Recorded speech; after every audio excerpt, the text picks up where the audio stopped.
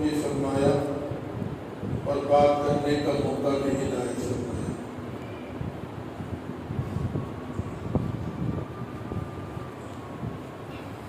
آپ تمام حضرات علماء یہاں تشریف فرما ہے اور مجھے بات کرنے میں اور بولنے میں کسی قسم کی کوئی دقت، کوئی الجھن اور کوئی پریشانی، کوئی اسرت و تنگی نہیں ہوگی، اس لیے کہ ہم اور آپ ایک ہی برادری کے اور ایک ہی جماعت کے لوگ ہیں۔ بس میں آپ حضرات کے سامنے کچھ باتیں مشورت رکھوں گا کہ ہم پر اللہ رب العالمین نے کون سی ذمہ داری مقدر فرمائی ہے۔ اللہ کے نبی صلی اللہ علیہ وسلم نے ہمارے اوپر بہت بڑی ذمہ داری ڈال کر کے اس دنیا سے وہ تشریف لے گئے ہیں۔ انبیاء علیہ السلام نے اور نبی کریم صلی اللہ علیہ وسلم نے دین کے کسی شعبے کو تشنا نہیں چھوڑا، بلکہ دین کے ہر شعبے میں آپ نے کارہائے نمایاں انجام دیے ہیں اور ملت کے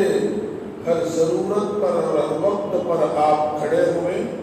اور آپ نے لبیک کہا ہے اور ملت کو ہر دشواری اور پریشانی میں دیکھ کر کے ان کی کشتی کو بھور سے نکال کر کے کنارے پر لگایا ہے۔ یہ انبیاء علیہ السلام کا طریقہ ہے اور یہ آپ کا وتیرہ ہے اور یہ آپ کی روش ہے۔ اسی لیے قرآن مجید میں اللہ تعالیٰ نے ہم سبوں کو متنبہ کرتے ہوئے فرمایا ہے کہ انما یخشی اللہ من عبادہ العلماء، کہ اس روح زمین پر اور اس سرزمین پر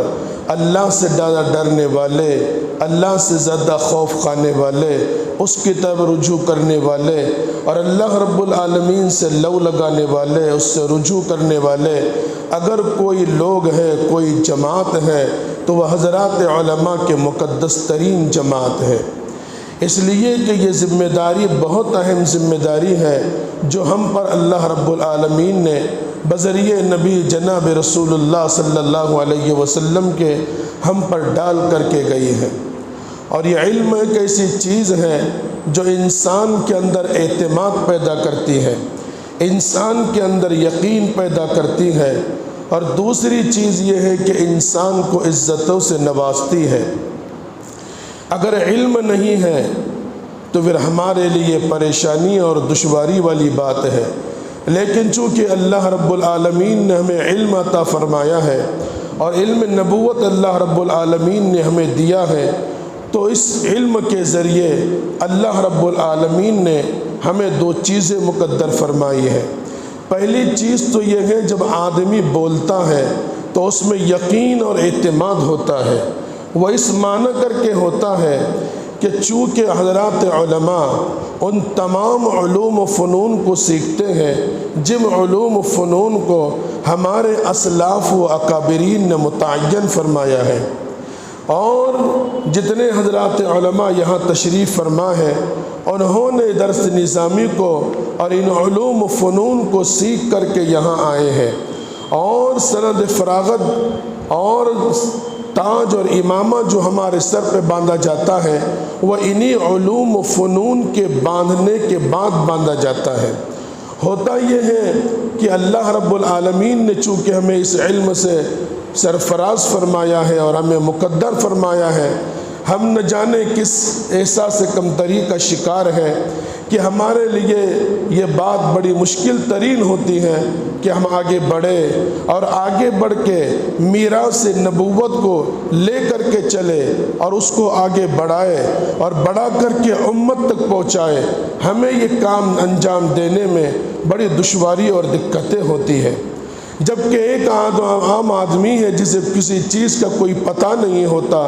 تو اس کے بولنے میں اور کرنے میں ذرا حیرانی اور دشواری ہوتی ہے، لیکن علماء کو تو کسی قسم کا کوئی تکلف نہیں ہوتا، اس لیے کہ وہ علوم عالیہ الف سے اور علوم عالیہ عین سے ان دونوں علوم کو وہ سیکھ کر کے آئے ہوئے ہوتے ہیں۔ علوم عالیہ یہ آلہ ہے قرآن و حدیث کے سیکھنے کا، اس کے مدد و نصرت کا۔ اگر جب تک کہ علوم عالیہ ہمارے ذہن و دماغ میں نہیں ہوں گے تو ہم علوم عالیہ کو نہیں سیکھ سکتے۔ شیخ زکریا نور اللہ مرکزہ نے اوجز المسالک کے مقدمے میں لکھا ہے کہ علم دو طرح کا ہے، ایک علم مقصودہ ہے اور ایک علم غیر مقصودہ ہے۔ علم مقصودہ میں قرآن اور حدیث آتے ہیں، اور علم غیر مقصودہ میں وہ ابتدائی علوم و فنون آتے ہیں، جسے ہم علم نحو ہے، علم صرف ہے، علم منطق ہے، علم بلاغت ہے، علم معانی ہے، علم بدیع ہے، علم بیان ہے۔ یہ تمام علوم علم غیر مقصودہ میں آتے ہیں۔ اگر یہ ہمارے ازبر ہوں گے، ہمارے ذہن و دماغ میں حاضر ہوں گے، حاضر باش رہیں گے، تو انشاءاللہ ہمیں علم حدیث اور علم تفسیر کے سمجھنے میں اور اس کے سمجھانے میں، اس کے معانی اور مطالب بتانے میں، اس کی تشریحات اور اس کی توضیحات کرنے میں، قرآن کا سبب نزول اور شان نزول کے بتانے میں ہمیں کسی قسم کی کوئی دقت نہیں ہوگی۔ اس لیے علماء کو اس بات کا استحقاق ہوتا ہے کہ وہ عوام الناس کے سامنے اس بات کی تشریح اور توضیح کریں۔ لیکن ہوتا یہ ہے آج کل ہمارے سماج اور سوسائٹی میں یہ بات چل پڑی ہے، لوگ کہتے ہیں ہم نے تھوڑی سی عربی کو جان لیا اور اردو کو ہم پڑھ لیا کرتے ہیں، تو اس بات کا ہمیں استحقاق حاصل ہے کہ ہم عربی کے اندر بول سکتے ہیں، قرآن کی تفسیر بیان کر سکتے ہیں، حدیث کی تشریح اور توضیح کر سکتے ہیں۔ حالانکہ ایسا نہیں ہے۔ میں نے بتا دیا کہ ان علوم و فنون کے معانی اور مطالب اور تشریحات کو بیان کرنے کے لیے علوم عالیہ جو الف سے ہے، ان چیزوں کا ذہن میں حاضر رہنا اور اس کا یاد رکھنا اور اس کو اچھی طریقے سے پڑھ کر اجرا کر کے پھر ان علوم و فنون میں محنت کرنا، یہ ہم سبوں کا لازمی حصہ ہے۔ ہمارے سماج اور سوسائٹی میں یہ بات چل پڑی ہے، اور بہت سے لوگ اس طرح کی حرکتیں کر بھی دیتے ہیں کہ علماء کی موجودگی میں اور ان کے ہوتے ہوئے قرآن مجید کی تشریح اور توضیح کو بیان کرتے ہیں۔ ایسا نہیں ہے۔ عبداللہ ابن مسعود رضی اللہ عنہ کے بارے میں امام مالک رحمۃ اللہ علیہ نے اپنی کتاب میں نقل کیا ہے کہ عبداللہ بن مسعود رضی اللہ عنہ نے صرف سورہ بقرہ کو سیکھنے کے لیے 8 سال صرف کیے۔ حالانکہ عبداللہ ابن مسعود یہ مکہ المکرمہ کے باشندے ہیں، عربی ان کی مادری زبان ہے، ہزاروں اشعار ان کو یاد تھے، لمبے لمبے قصیدے عربی کے ان کے نو کے زبان تھے۔ جب یہ اشعار اور قصیدے بولتے تھے یہ محسوس ہوتا تھا کہ ان کے زبان پہ وحی جاری ہے۔ لیکن کیا ضرورت تھی ان تمام چیزوں کو سیکھنے کے باوجود؟ مادری زبان ان کی عربی ہے، لمبے لمبے قصیدے ان کو یاد ہیں، لیکن سورہ بقرہ کے سیکھنے اور سکھانے کے لیے 8 سال صرف کیے۔ پتہ چلا اس بات کا کہ جب تک کہ علوم عالیہ نہیں ہوں گے اور ہم اس کو نہیں پڑھیں گے، اس وقت تک علوم عالیہ جسے قرآن اور حدیث کہتے ہیں وہ ہمارے سمجھ سے بالا تر ہے، اور وہ ہمارے سمجھ میں آنے والی بات نہیں ہے۔ یہ ہم سبوں کی ذمہ داری ہے کہ ہم اس کو پڑھیں اور سیکھیں۔ ایک آدمی ڈاکٹری کی کتاب پڑھ کے ڈاکٹر نہیں بن سکتا،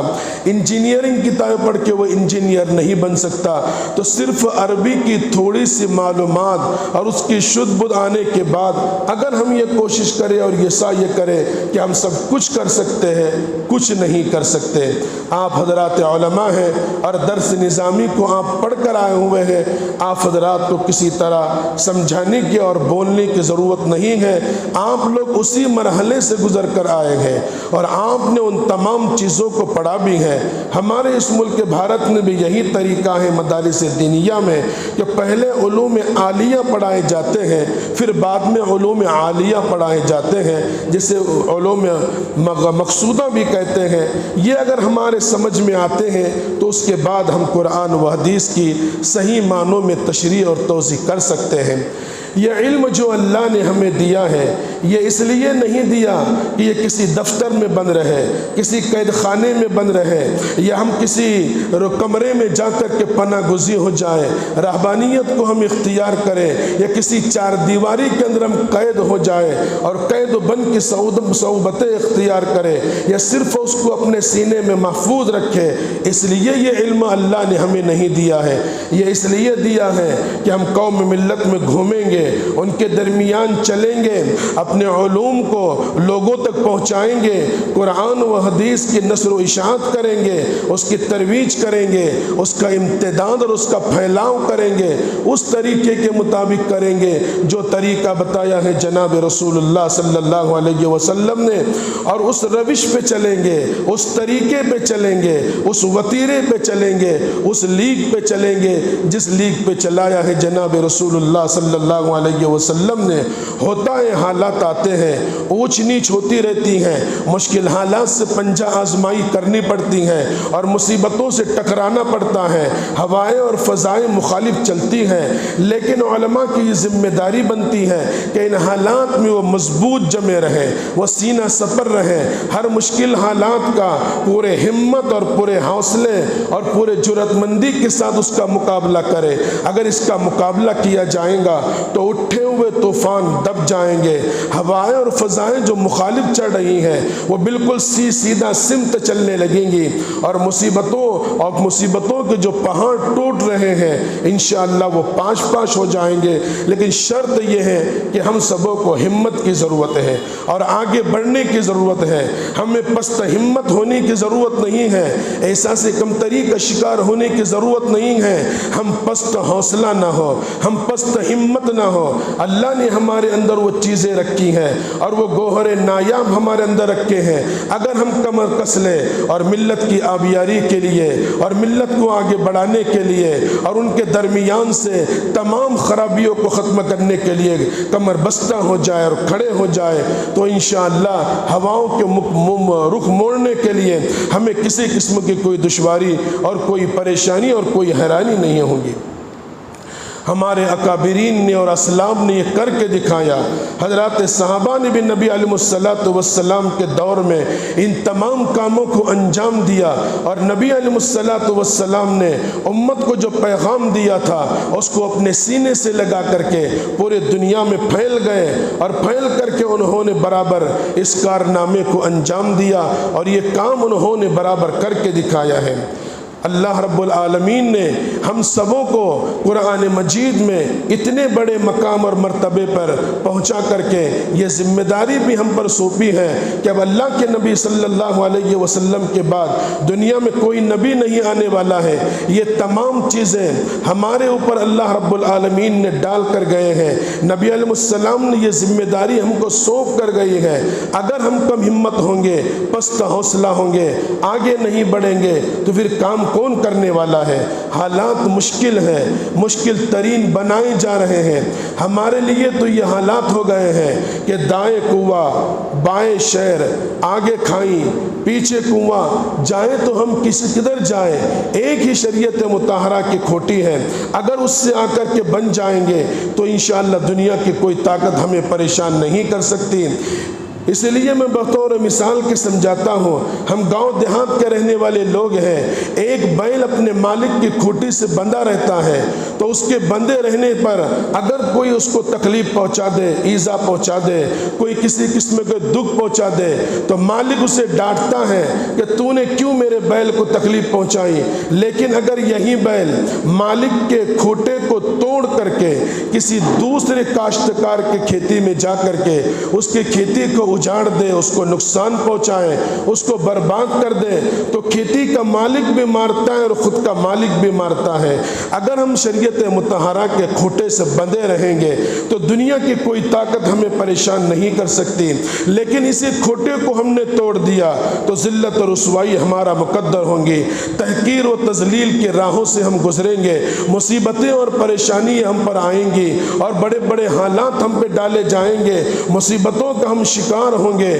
ذلت و رسوائی ہمارا مقدر بنے گی اگر ہم نے اس کو اپنا نصب العین نہیں بنایا۔ ہوتا یہ ہے کہ ہم مجھے معاف کیجئے گا، میں بڑے ادب کے ساتھ کہتا ہوں لیکن پوری وضاحت کے ساتھ میں یہ بات کہنا چاہتا ہوں کہ ہم نے اپنے آپ کو چند چار دیواری کے اندر مقید کر دیا، ہم اس سے آگے نکلنے کے لیے تیار نہیں، اپنے اسلاف کے طور و طریقے کو اپنا کر کے ان کے روش پہ ہم چلنے کے لیے تیار نہیں ہیں۔ اگر ہم چلتے بھی ہیں تو حالات سے گھبرا جاتے ہیں، اس سے ڈر جاتے ہیں، ڈرنے کی کوئی ضرورت نہیں، حالات آتے رہیں گے۔ نبی علیہ الصلوۃ والسلام کی حیات طیبہ ہمارے سامنے ہے کہ اللہ کے نبی صلی اللہ علیہ وسلم نے فقر و فاقے کو اپنا اختیاری فقر و فاقہ بنایا تھا۔ مائیں عائشہ صدیقہ رضی اللہ عنہ خود بیان کرتی ہیں، دو دن گزر جاتے تھے اللہ کے نبی صلی اللہ علیہ وسلم کو کھانے کے لیے کبھی روٹی نصیب نہیں ہوتی تھی، کبھی کھانا آپ کو نصیب نہیں ہوتا تھا، آپ اپنے پیٹ پر پتھروں کو باندھا کرتے تھے، یہ حالت اس طرح گزرتے تھے۔ کبھی کبھی تو ایسا بھی ہو جاتا تھا کہ ایک چاند سے دوسرا چاند طلوع ہو جاتا تھا لیکن گھر میں کھانے کے لیے کوئی چیز نہیں تھی۔ یہ فاقہ آپ کا اختیاری فاقہ تھا، آپ نے یہ کس لیے کیا؟ یہ امت کو بتانے کے لیے کہ مشکل راہوں سے گزرنا اور مصیبتوں کو جھیلنا اس کے بعد ہی آسانیاں آیا کرتی ہیں۔ ہم نے اپنے آپ کو آسان بنا لیا ہے، سہولتوں میں اپنے آپ کو ڈھال لیا ہے۔ ہم سمجھتے ہیں کہ سہولتوں کی زندگی ہوں گی تو کام اچھا ہوگا، اگر سہولتیں نہیں ہوں گی تو کام کس طرح کریں گے؟ مصیبتیں اور دشواریاں، کلفتیں اور اذیتیں یہ آتے رہتی ہیں، لوگ التام تراشیاں کرتے رہتے ہیں، ایک دوسرے کو پست ہمت وہ کیا کرتے ہیں۔ گھبرانے کی ہمیں کوئی ضرورت نہیں ہے، لوگوں نے اللہ اور اس کے رسول کو نہیں چھوڑا۔ اگر ہم پر سب و شتم کرتے ہیں اور کسی قسم کے کوئی الزامات ہم پر کسے جاتے ہیں تو اس سے ہمت ہارنے کی کوئی ضرورت نہیں ہے۔ ایک ستم رسیدہ شاعر جو عربی کا شاعر ہے وہ ہم کو متنبع کرتا ہے اور ہمارے حوصلوں کو وہ بڑھاتا ہے، جرأت مندی ہمارے اندر پیدا کرتا ہے، بے باکی وہ ہمارے اندر پیدا کرتا ہے، ثابت قدمی وہ ہمارے اندر پیدا کرتا ہے۔ ہمارے پیروں میں جو راشا اور جو زلزلہ اور جو جنبش ہمارے قدموں میں آ گئی ہے اس کو وہ جماتا ہے۔ وہ کہتا ہے کہ قیل ان الالہ ذو ولد وان الرسول قد کہانا، لوگوں نے اللہ کو صاحب اولاد کہا اور رسول کو جادوگر اور کاہن کہا۔ جب ان لوگوں کو اللہ کے رسول کو اور اللہ کو لوگوں نے نہیں چھوڑا، اگر ہم پر اس قسم کے الزامات ڈالے جاتے ہیں تو پھر ہمیں پست ہمت ہونے کی کوئی ضرورت نہیں ہے اور ڈرنے کی ہمیں کوئی ضرورت نہیں ہے۔ حضرات انبیاء علیہ السلام کی سیرت طیبہ ہمارے سامنے ہے۔ قرآن مجید میں اللہ رب العالمین نے حضرت یوسف علیہ نبینا علیہ السلام کے واقعے کو بیان کیا اور اس واقعے کو احسن القصص کہا ہے۔ حضرت یوسف علیہ السلام کی تاریخ بھی آپ حضرات کے سامنے ہے کہ انہوں نے کس طرح حالات سے پنجہ آزمائی کی اور مشکل حالات میں کس طرح اپنے آپ کو نکالا۔ علم ایک ایسی چیز ہے جو انسان کے اندر دو چیزیں پیدا کرتی ہے، ایک یقین اور اعتماد پیدا کرتی ہے یہ علم، اور دوسرے انسان کو عزتوں سے نوازتا ہے۔ اسی ضمن میں حضرت یوسف کا واقعہ میں مختصر انداز میں آپ حضرات کے سامنے بیان کرتا ہوں۔ حضرت یوسف علیہ السلام ابھی چھوٹے ہیں، بچے ہیں، رات کو خواب میں دیکھتے ہیں انی رأیت احد عشر کوکبا والشمس والقمر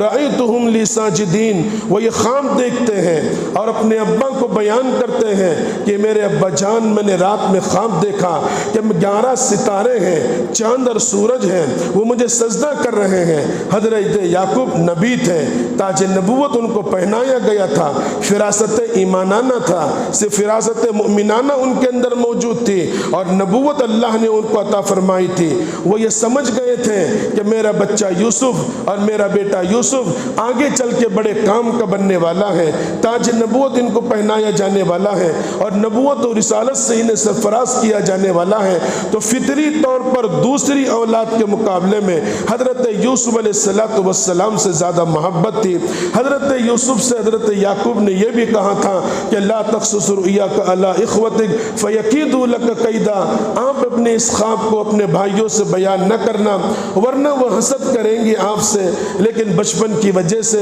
آپ نے ان کو اپنے بھائیوں کو بیان کر دیا۔ بھائیوں نے حسد کیا اور یہ سوچنے لگے کہ ہم بھی تو بڑے ہیں، طاقتور ہیں، روزی روٹی ہم کماتے ہیں، باپ کی خدمت ہم کرتے ہیں، ان کے کاموں میں ہاتھ ہم بٹاتے ہیں، ان کی مدد کرتے ہیں، ان کی نصرت کرتے ہیں، تمام کاموں کو ہم برابر انجام دیتے ہیں، لیکن کیا ہے ہمارے والد بزرگوار، حالت یہ ہے کہ ہم سے محبت کرنے کے بجائے وہ حضرت یوسف سے زیادہ محبت کرتے ہیں۔ انہوں نے میٹنگ کی اور یہ ارادہ کیا کہ نہ رہے بانس نہ بجے بنسری، حضرت یوسف کا یہ راستے سے کاٹا ہٹا دیا جائے۔ کہنے لگے اقتلوا یوسف او اطرحوہ ارضا یخل لکم، کہ حضرت یوسف کو قتل کیا جائے یا کسی ایسی جگہ چھوڑ کر آیا جائے کہ پھر سے وہ دوبارہ ہمارے پاس نہ آئے۔ لیکن جب مشورہ ہوا، بھائیوں کی میٹنگ ہوئی، تو اس میں ایک بھائی نے کہا لا تقتلوا یوسف، حضرت یوسف کو قتل مت کرو بلکہ اس کو کسی جنگل میں چھوڑ دو یا کسی کنویں کے اندر ڈال دو۔ تو مفسرین نے لکھا ہے فی غیابت الجب، تاریکی کنویں میں حضرت یوسف کو ڈال دیا گیا۔ بھائی آئے، باپ سے کہنے لگے آپ حضرت یوسف کو اپنے پاس رکھ کر کے ان کو بیمار کرا دیں گے، گھر میں رہ رہ کے ان کا دماغ پریشان ہو جائے گا، وہ کسی دماغی بیماری کے کئی شکار نہ ہو جائے، اس لیے ایک کام یہ کیجئے، ہمارے ساتھ آپ ان کو بھیجئے تاکہ ہم جنگل میں لے جائیں گے اور لے جا کر کے انہیں ورزش کرائیں گے، ذرا صحت مند بنائیں گے، آئیں گے جائیں گے تو ان کی بدن میں قوت اور طاقت پیدا ہوں گی۔ حضرت یعقوب نے کہا مت لے کے جائیے، لیکن اولاد کی اصرار پر حضرت یعقوب نے بھی اجازت مرحمت فرما دی اور کہا کہ لے کے جاؤ، مجھے اندیشہ ہے، ڈر ہے اس بات کا کہ کئی بھیڑیا اسے نہ اچک لے، لیکن بھائیوں نے لے کر گئے اور لے جا کر کے حضرت یوسف کو شام کے وقت تاریک کنویں میں آپ کو ڈال دیا گیا۔ اور پھر شام کے وقت آئے تو آنے سے پہلے حضرت یوسف کا ایک قمیص اتارا اور اس قمیص کو اتار کر کے ایک دمبے کو ذبح کیا، اس کے خون میں اسے رنگا اور وجاءوا اباہم عشاء یبکون، شام کے وقت وہ حضرت یعقوب کے پاس روتے ہوئے آئے اور کہنے لگے قالوا یا ابانا انا ذهبنا نستبق وترکنا یوسف عند متاعنا فاکلہ الذئب۔ ابا جان صورتحال یہ ہوئی کہ ہم نے حضرت یوسف کو اپنے سامان کے پاس چھوڑا، ذرا ہم دوڑ لگانے لگے، ہم اس کنارے پہنچے، ادھر بھیڑیا آیا اور حضرت یوسف کو اچک لیا اور کھا لیا۔ اگر آپ کو ہم پر اعتماد نہیں ہے، یقین نہیں ہم پر، تو لیجئے یہ قمیص اور دیکھ لیجئے کہ بھیڑیے نے حضرت یوسف علیہ السلام کو کھا لیا ہے۔ حضرت یعقوب نبی تھے، وہ اپنے بچوں سے کہنے لگے، بھیڑیا بڑا ایڈوانس تھا، پہلے حضرت یوسف کے قمیص کو اتارا اور پھر حضرت یوسف پہ حملہ کیا۔ وہ سمجھ گئے کہ میرے بیٹوں کی یہ سازش ہے جو اس طرح کا معاملہ انہوں نے کیا ہے۔ حضرت یوسف کو کنویں میں ڈالا گیا، رات کرب میں اور بے چینی میں گزری، اپنے بھائیوں پہ وہ افسوس کرنے لگے۔ ایک تو کنویں کی تاریکی ہے اور رات کی تاریکی ہے، وہ اپنے بھائیوں پہ افسوس کرنے لگے کہ میرے بھائیوں نے میرے ساتھ کیا ظلم و زیادتی کر دی اور مجھے اپنے سے دور کر دیا، تاریک کنویں میں لا کے ڈال دیا۔ پوری رات آپ نے کرب میں گزاری۔ جب صبح کا سویرا ہوا، صبح کا تڑکا ہوا، صبح صادق نمودار ہوئی، تو دل میں ذرا یہ امید کی کرن جاگی کہ ہو سکتا ہے کوئی قافلے والا آئے گا اور آ کر کے مجھے نکالے گا اور نکال کر کے پھر میں مجھے لے جائے گا۔ یہ آپ کے دل میں امید کی کرن جاگی۔ حضرات مفسرین نے حضرت یوسف کے اس مرحلے کے بعد اس بات کا تذکرہ کیا ہے کہ حضرت یوسف نے اس رات پوری رات اللہ سے دعا مانگی، اس سے خلاصی کی اور اس سے نکلنے کی، اور یہ بھی دعا مانگی کہ رب العالمین میری بھی مصیبتوں کو دور فرما اور قیامت تک اس سلسلے پہ چلنے والے، دین کی خدمت انجام دینے والے، دینی خدمات کرنے والے، اس راہ پر چلنے والے، اس طریقے پہ چلنے والے جتنے بھی لوگ دنیا میں آئیں گے، تمام کے تمام لوگوں کے مصیبتوں اور پریشانیوں کو اور اس طرح کی تکلیفوں کو دور کر دینا۔ حضرات مفسرین نے لکھا ہے کئی مریضوں کو دیکھا گیا پوری رات کرب میں گزارتے ہیں، لیکن جب صبح صادق ہوتی ہے تو ذرا اطمینان ہوتا ہے۔ یہ حضرت یوسف علیہ نبینا علیہ السلام کی دعا کا نتیجہ ہے کہ آدمی کو پوری رات تو بے چینی ہوتی ہے، لیکن جب صبح صادق ہوتی ہے اور صبح کا تڑکا ہوتا ہے دل کو ذرا تھوڑا سا ان کو اطمینان ہو جاتا ہے۔ تو یہ حضرت یوسف علیہ السلام کی دعا کا نتیجہ ہے۔ حضرت یوسف کو ڈال دیا گیا، ایک قافلے والے آئے، حضرت یوسف کو نکالے، وَشَرَوْهُ بِثَمَنٍ بَخْسٍ دَرَاهِمَ مَعْدُودَةٍ، یہ سمجھ کر کہ یہ بہترین سامان ہمیں مل گیا ہے، اسے بازار میں لے جا کر بیچا جائے گا۔ حضرت یوسف علیہ السلام دیکھو بڑے حسین و جمیل ہیں، بڑے خوبصورت ہیں، خوبصورتی کے وہ مالک ہیں، آدھی خوبصورتی اللہ نے حضرت یوسف کو دی تھی، لیکن جب ان کے پاس علم الہی نہیں تھا، اللہ کا علم ان کے پاس نہیں تھا، خدا کا وہ دستور نہیں تھا، اللہ کا وہ منشور نہیں تھا، وہ ضابطہ حیات نہیں تھا، تو حضرت یوسف کا کیا معاملہ ہوا؟ وَشَرَوْهُ بِثَمَنٍ بَخْسٍ دَرَاهِمَ مَعْدُودَةٍ، مصر کے بازار میں چند ٹکوں میں وہ بکے۔ لیکن جب اللہ نے حضرت یوسف کو علم وحی عطا کیا، وہ علوم دیے جو علوم اللہ نے ہم کو دیے ہیں، حضرت یوسف کو وہ علم عطا کیا گیا، حضرت یوسف مصر کے بازار میں بکے، وہاں سے آ کر بادشاہ کے محل میں رہے، وہاں آپ کی نشو و نما ہوتی ہے، زلیخا الزام رکھتی ہیں، جیل میں پہنچایا جاتا ہے، 9 سنین 9 سال آپ جیل میں رہتے ہیں، وہاں پر بادشاہ خواب دیکھتا ہے اور خواب کی تعبیر وہ پوچھتا ہے، کوئی بتانے والا نہیں ہوتا۔ حضرت یوسف جب جیل میں داخل ہوئے تھے تو 2 نوجوان بھی آپ کے ساتھ تھے، انہوں نے بھی خواب دیکھا تھا، حضرت یوسف نے ان کے بھی خواب کی تعبیر دی تھی۔ ایک کسی کہا تھا کہ تجھے پھانسی پہ چڑھایا جائے گا، دوسرے سے کہا تھا تو بادشاہ کا مقرب بنے گا۔ جب یہ شخص نکل رہا تھا تو حضرت یوسف نے اسے نصیحت کی تھی کہ بادشاہ کے پاس جا کر کے میرا تذکرہ کر دینا۔ جب اللہ رب العالمین نے حضرت یوسف کو علم دیا، اللہ رب العالمین نے اپنے پاس کا علم انہیں عطا کیا، یہاں خوبصورتی بھی ہے، معصومیت بھی ہے، لیکن علم نہیں ہے، چند ٹکوں میں بکے، اتنے مرحلوں سے گزرنے کے بعد جیل کی صعوبتوں کو برداشت کر رہے ہیں، بادشاہ خواب دیکھتا ہے، تعبیر بتانے والا کوئی نہیں ہے، مجلس کے لوگ اضغاث و احلام کہتے ہیں کہ یہ آپ کی ایسے ہی خیالات ہیں، یہ کوئی اس کی تعبیر نہیں دی جا سکتی، لیکن جو بادشاہ کے پاس جو مقرب تھا اس کو حضرت یوسف یاد آ جاتے ہیں اور کہتے ہیں کہ جیل میں ایک شخص ہے، بڑا معصوم ہے، بے گناہ ہے، اس کو بلا لیا جائے۔ حضرت یوسف علیہ السلام کو ایلچی بھیجا جاتا ہے، قاصد بھیجا جاتا ہے، حضرت یوسف کے پاس آ کر کے وہ کہتا ہے کہ بادشاہ آپ کو بلاتے ہیں، ہمارے جیسا ہوتا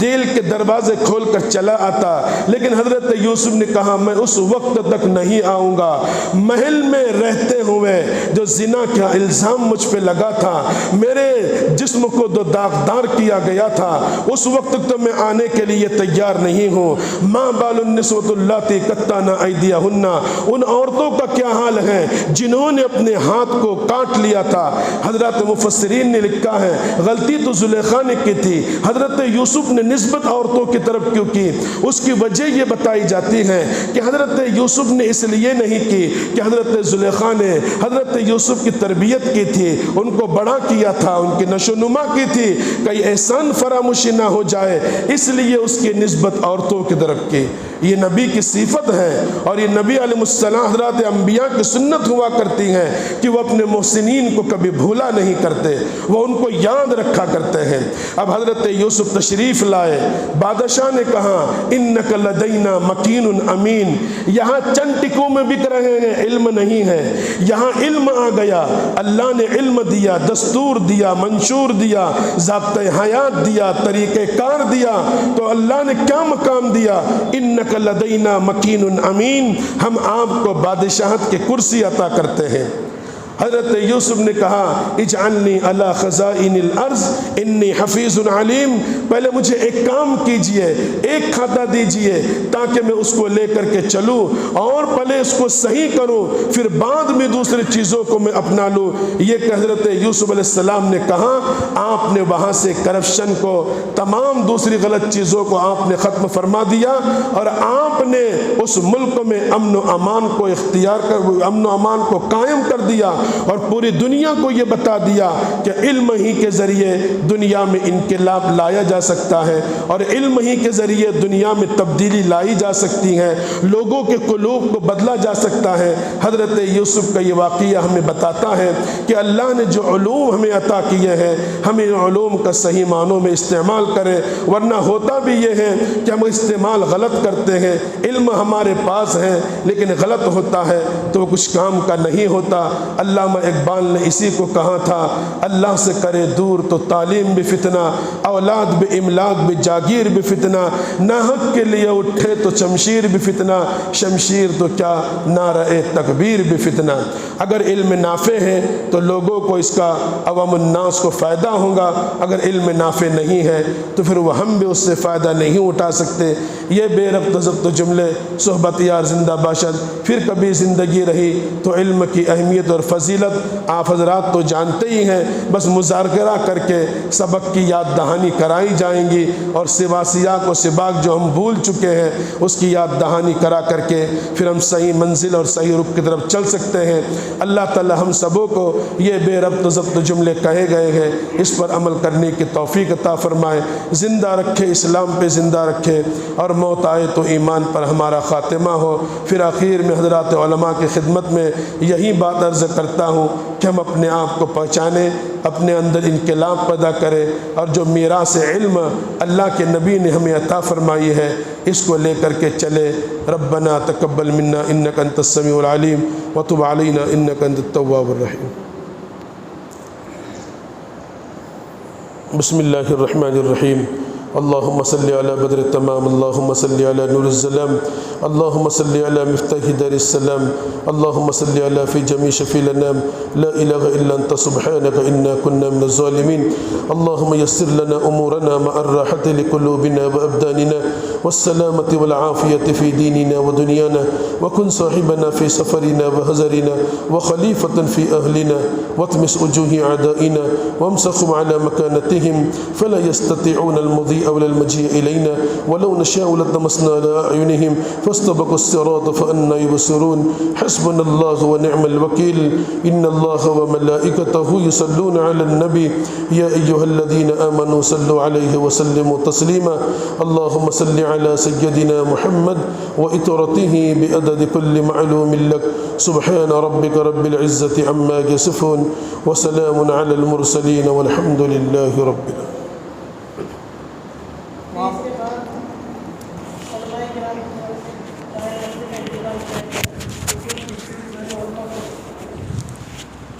پہلی منزل کے اوپر ناشتے کا انتظام کیا گیا ہے، تمام علماء اکرام وہاں پہنچ جائے، اور انشاءاللہ مغرب بعد متصلاً مجلس ان کی حضرت کی، تو تمام علماء اکرام اس میں موجود رہیں۔